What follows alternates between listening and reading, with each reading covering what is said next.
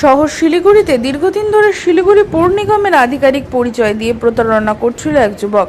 ঘটনার পরই অভিযুক্ত যুবককে গ্রেপ্তার করল ভক্তিনগর থানার পুলিশ। ধৃতের নাম নিতেশ মণ্ডল। সে শিলিগুড়ির রথখোলা এলাকার বাসিন্দা।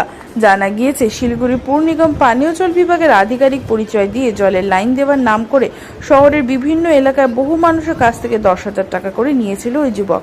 ঠিক একইভাবে প্রতারণা করতে গিয়ে এবারে ধরা পড়ল ধৃত। শালুকারা এলাকায় এক ব্যক্তিকে প্রতারণার ফাঁদে ফেলে তার কাছ থেকে 10,000 টাকা নিয়ে চম্পট দিয়েছিল। ঘটনার পরই ওই ব্যক্তি বুঝতে পারেন ভুয়ো আধিকারিক।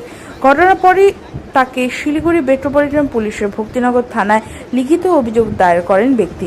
লিখিত অভিযোগ ভিত্তিতে তদন্তে নেমে অভিযুক্ত যুবককে গ্রেপ্তার করে পুলিশ। এরপর পুলিশ ধৃতকে জিজ্ঞাসাবাদ করে উদ্ধার হয় 9,000 টাকা। ধৃতকে রবিবার জলপাইগুড়ি আদালতে পেশ করা হয়। গোটা ঘটনা তদন্ত শুরু করেছে পুলিশ। कोर्ट में पेश करने के लिए ले जाया जा रहा है।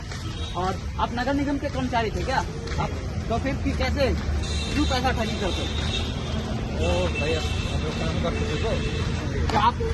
आप बोल रहे थे सबको नगर निगम का कर्मचारी है, एसएमसी का।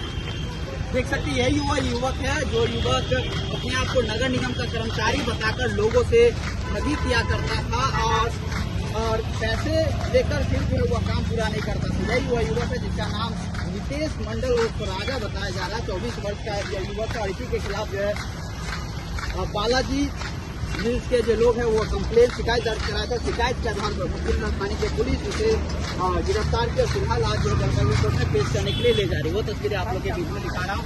जी हाँ, तो बड़ा मामला और देखने वाली बात है इसको पुलिस